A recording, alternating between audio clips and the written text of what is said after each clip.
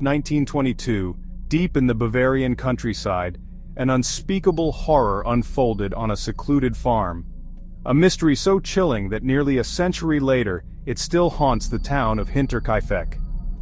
The Hinterkaifeck murders, a mystery unsolved. Small, isolated farmstead, home to the Gruber family. The farm sat several miles away from the nearest village, hidden by dense woods. The family consisted of Andreas Gruber, his wife Kazilia, their daughter Victoria, and her two children, 7-year-old Kazilia and 2-year-old Joseph. But this peaceful, rural life would soon be shattered in the most horrifying way imaginable. The murders. Andreas noticed strange and unsettling signs around the farm. Footprints were found in the snow, leading from the woods to the house, but none going back. The sound of footsteps echoed in the attic at night, and a set of keys disappeared. Despite these strange occurrences, the Grubers remained on the farm. But soon, the unexplained would turn into the unimaginable. Neighbors became worried. The Grubers hadn't been seen for some time. On April 4, 1922, a neighbor named Lorenz Schlittenbauer, along with 2 other men, entered the farm to check on the family. What they found would haunt them forever. In the barn, they found the bodies of Andreas, Kazilia, Victoria, and little Kazilia stacked on top of one another, brutally murdered with a mattock, a tool similar to a pickaxe. Inside the house, they discovered the bodies of 2-year-old Joseph and the family maid, Maria Baumgartner. The entire family had been slaughtered. But what they found raised more questions than answers. The killer hadn't just murdered the family, they had stayed in the house for days afterward. The animals had been fed. Meals were eaten from the Gruber's pantry. Smoke had been seen rising from the chimney. The killer had lived among the dead. Investigation, the case baffled police. No one could understand the motive for such a brutal attack. The family had no known enemies, and nothing had been stolen from the house. Interviews with neighbors revealed that Victoria had a secret relationship with Lorenz Schlittenbauer, the very man who discovered the bodies. Some even speculated that Joseph was Lorenz's son. Could jealousy or rage have driven Lorenz to commit such a heinous act? Many suspects were questioned, but none were ever charged. Was it a jealous lover, a disgruntled farmhand, or something far darker? Some even believed the killer was living in the woods, watching the family from the shadows before making their move. To this day, no one knows who killed the Grubers, or why they chose to stay in the home of their victims. Eventually torn down, but the legend of the Hinterkaifeck murders continues to haunt the people of Germany. Paranormal investigators and thrill-seekers visit the site, hoping to uncover clues long forgotten. But the ghosts of Hinterkaifeck remain silent. Somewhere in the darkness of the Bavarian woods, the truth of what happened that night remains hidden. And perhaps it's better that way.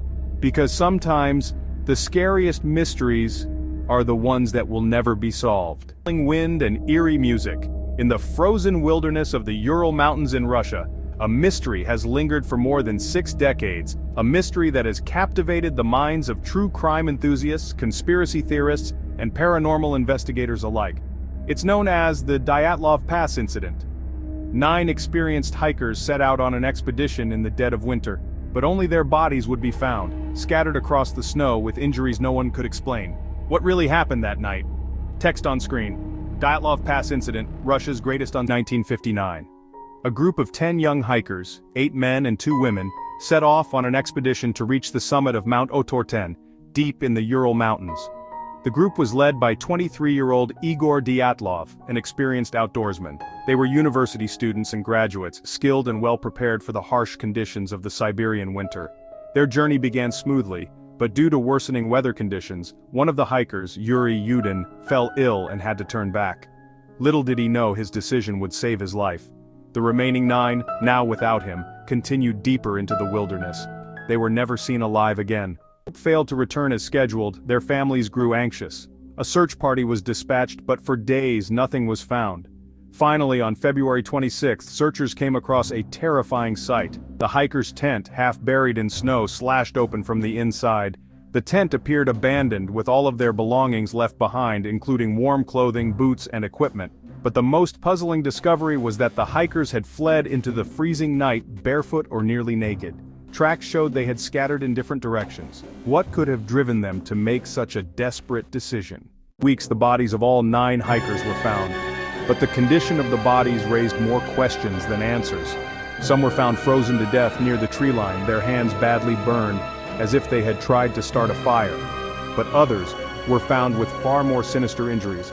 4 of the hikers suffered brutal, traumatic injuries. 1 had a fractured skull, 2 had severe chest fractures, with injuries comparable to being in a car crash, yet there were no external wounds. The most shocking discovery was that of 24-year-old Lyudmila Dubinina. Her tongue and eyes were missing. What could have caused such horrific injuries? Clear explanation, investigators, scientists, and conspiracy theorists began to formulate theories, each more bizarre than the last.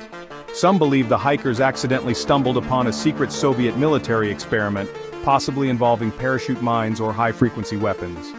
Could the explosions or shockwaves have caused the severe internal injuries? Others suggest supernatural forces were at play. The region is known by local indigenous people, the Mansi, as the Mountain of the Dead. Could the hikers have encountered something otherworldly, or perhaps was it an encounter with a yeti or wild animal that drove them into a panic? Then there's the avalanche theory, a simpler explanation. Perhaps an avalanche forced them to flee, and the injuries were caused by the immense pressure of snow. But no substantial evidence of an avalanche was ever found at the site. In recent years, researchers have revisited the case using advanced techniques to study the terrain and the hikers' injuries. Some argue that the layout of the tent and the positions of the bodies could be consistent with a rare type of snow slab avalanche, where compact snow moves suddenly without warning. Yet even this theory leaves unanswered questions. Why did the hikers flee without their gear? What caused the horrific injuries? And why did some bodies show signs of radiation? To this day, no single theory fully explains every detail. This incident remains one of the most chilling and perplexing mysteries of the 20th century. 9 lives were lost, leaving behind a trail of unanswered questions. Was it nature, a secret government experiment, or something beyond our understanding? One thing is certain, the truth of what happened that fateful night is buried deep in the snow, and it may never be uncovered. If you enjoyed this deep dive into one of history's most mysterious unsolved cases, don't forget to like, share, and subscribe for more intriguing stories.